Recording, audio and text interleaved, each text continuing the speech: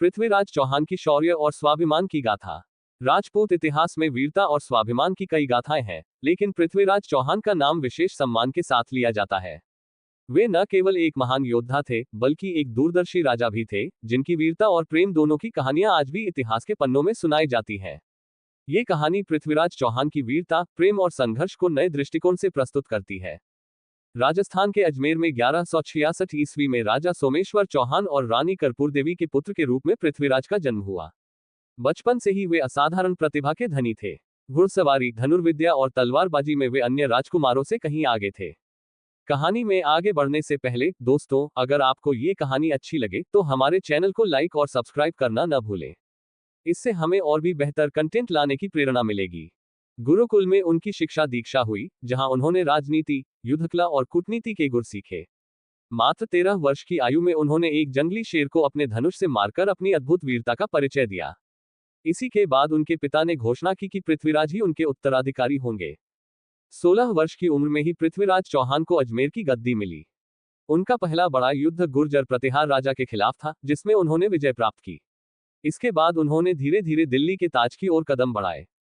दिल्ली उस समय राजा अनंगपाल तोमर के अधीन थी। अनंगपाल ने पृथ्वीराज की वीरता से प्रभावित होकर अपनी बेटी संयोगिता के साथ उनके विवाह की बात सोची, लेकिन कुछ दरबारियों के षड्यंत्र के कारण ये प्रस्ताव अस्वीकार कर दिया गया। इसी बीच पृथ्वीराज चौहान का सामना उनके सबसे बड़े प्रतिद्वंद्वी मोहम्मद गौरी से हुआ। संयोगिता कन्नौज के राजा जयचंद की पुत्री थी। वह पृथ्वीराज की वीरता और व्यक्तित्व से प्रभावित थी, लेकिन उनके पिता जयचंद को पृथ्वीराज से घोर शत्रुता थी।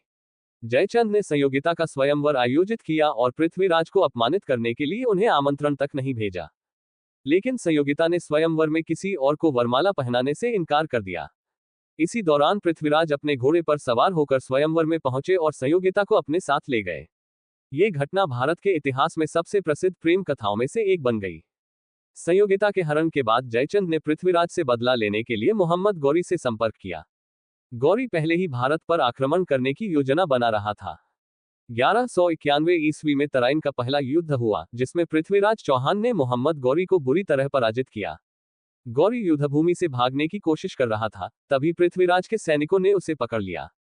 पृथ्वीराज ने राजपूत परंपरा का पालन करते हुए गौरी को जीवनदान दे दिया, लेकिन ये दया आगे चलकर उनके लिए घातक साबित हुई।